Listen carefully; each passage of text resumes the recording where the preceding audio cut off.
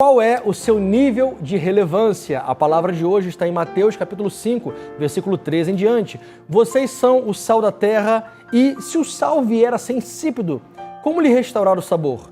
Para nada mais presta senão para ser lançado fora e pisado pelos homens. E vocês também são a luz do mundo. E não se pode esconder uma cidade situada no alto de um monte, nem se acende uma lamparina para colocá-la debaixo de um cesto, mas num lugar adequado onde ilumina bem a todos que estão na casa. Assim também brilhe a luz de vocês diante dos homens, para que todos vejam as boas obras que vocês fazem e glorifiquem o Pai dos céus que está no céu.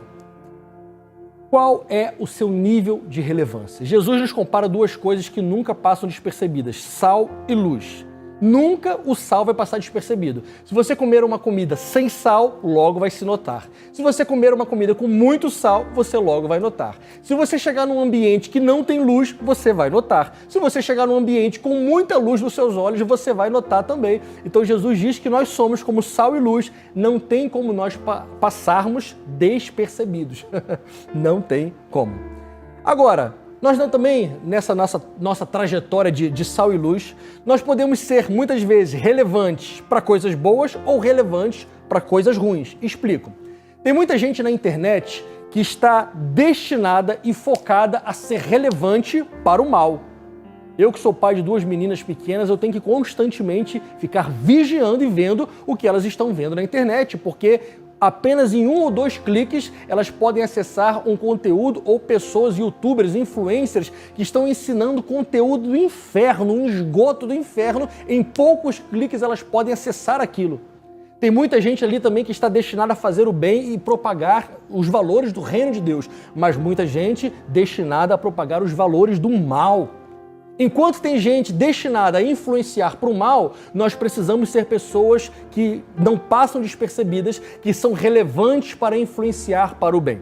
E pensando um pouquinho sobre sal e luz, olha que interessante algumas características do sal que nós podemos e devemos aplicar em nossa vida. Primeira coisa é que o sal gera sede. Quem bebe muito sal fica com sede. Da mesma forma, nós, por onde passarmos, a nossa vida deve gerar sede por Deus nas pessoas. A gente não pode ser pessoas que vai vivendo anos e anos ao lado de pessoas e elas olham para nós, sabem que nós somos filhos de Deus e isso não causa nada nelas, nenhum desejozinho sequer de conhecer a Deus. Se isso for a nossa realidade, então nós precisamos rever o nosso cristianismo. Precisamos ser pessoas que a nossa vida, como sal, cause sede por Deus e pela palavra do Senhor. Outra característica do sal é que ele traz sabor às coisas. Nós vivemos numa geração de pessoas deprimidas, desamparadas, tristes e cada vez mais nós vemos um número de adolescentes se cortando, se mutilando, tentando suicidar-se, perderam o sabor, a cor da vida. Nós precisamos, como sal, dar sabor a essas pessoas. Precisamos ser pessoas que, quando estivermos presentes num lugar, a alegria está presente. Podemos e precisamos ser aquelas pessoas que, ao estar do lado de outras, trazem vida, trazem vigor. Isso é uma das funções do sal, trazer sabor também. Olha que interessante também, o sal ele protege da deteriorização. Hoje nós temos geladeira, mas na época antiga não tinha geladeira, então salgava-se as coisas para que aquilo ali pudesse durar mais. Da mesma forma, nós como sal precisamos proteger a nossa casa, a nossa igreja, o nosso país, a nossa sociedade da deteriorização moral que Satanás cada vez mais tenta fazer contra nós.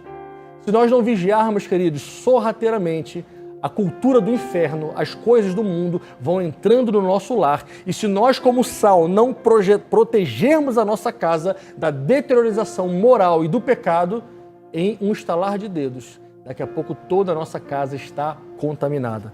Como sal, precisamos proteger também a nossa casa. Outra característica interessante é que o sal precisa ser puro.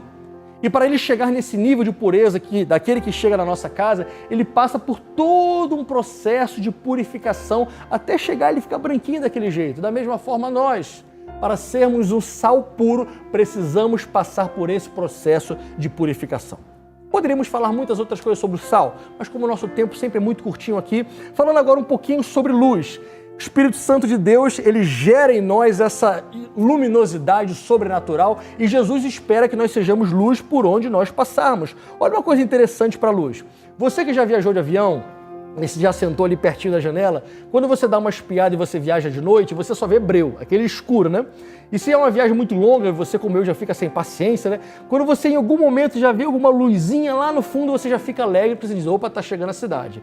E conforme o avião vai chegando, mais aquela luz vai crescendo, mais vai te dando uma alegria e uma sensação de que, ufa, tá chegando, porque no meio daquela escuridão, a luz é a esperança.